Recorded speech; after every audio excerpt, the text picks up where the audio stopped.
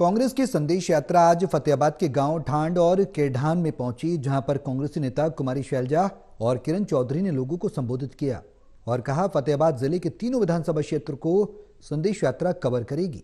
साथ ही भूपेंद्र सिंह हुड्डा पर हो रही कार्रवाई और इंडिया गठबंधन के बिखराव को लेकर बीजेपी पर भी निशाना साधा।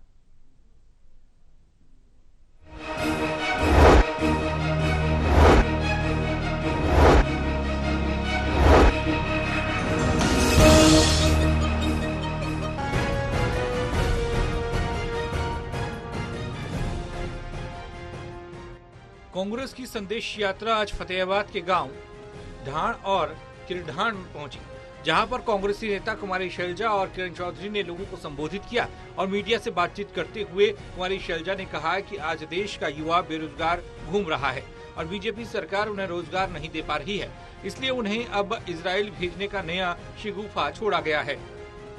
बात ये है कि केवल इजराइल की या कोई वो बात नहीं, अब सरकार जिस तरह से चल रही है उसमें जैसा अभी किरण जी ने भी बताया, बेरोजगारी भत्ते की बात हुई, कोई बेरोजगारी भत्ता नहीं है। और सबसे बड़ा धोखा तो जो केंद्र सरकार ने किया है, 20 करोड़ नौकरियां अब तक मिल जानी चाहिए थी। कितने लोग ओवरेज हो गए।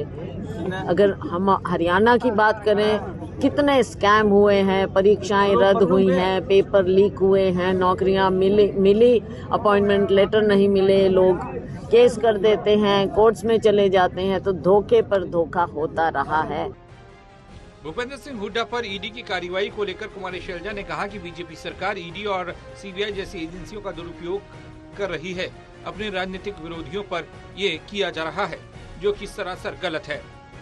देखो, हमने कहा और आपने देखा, ईडी है, आईटी है, सीबीआई है, ये चाहे मीडिया के लोग हैं, चाहे जो सामने इनके मुंह खोल के इंडिपेंडेंट बात कुछ कर सकते हैं, हर एक के पीछे और राजनीतिक रूप से तो ये द्वेष से काम करते ही हैं। ईडी का इस्तेमाल होता है, इन सब सेंट्रल एजेंसीज का दुरुपयोग इस तरह से हो रहा है और जिस तरह से ईडी को पावर दी गई है, आप देखते हैं।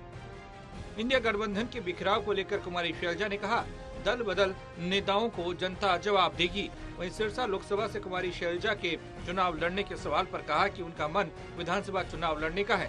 पार्टी उन्हें जहां भी मौका देगी वो विधानसभा चुनाव लड़ेंगी। चुनाव लड़ने की जो बात है, मैंने हमेशा कहा है, हमारी पार्टी हाईकमान फैसला करती है कौन कहां कब चुनाव आवेदन भी मांग लिया। मैंने ये भी कहा कि इस बार मेरी इच्छा है कि मैं विधानसभा का चुनाव लड़ूं। कहां से लड़ेंगे वो भी हाईकमान। कांग्रेस बहरहाल कांग्रेस की संदेश यात्रा फतेहाबाद के गांव पहुंची, जहां पर कांग्रेसी नेताओं ने जमकर विरोधियों पर हमला किया, कांग्रेस के लिए माहौल बनाने की कोशिश की। फतेहाबाद से रमेश कुमार, टोटल न्यूज।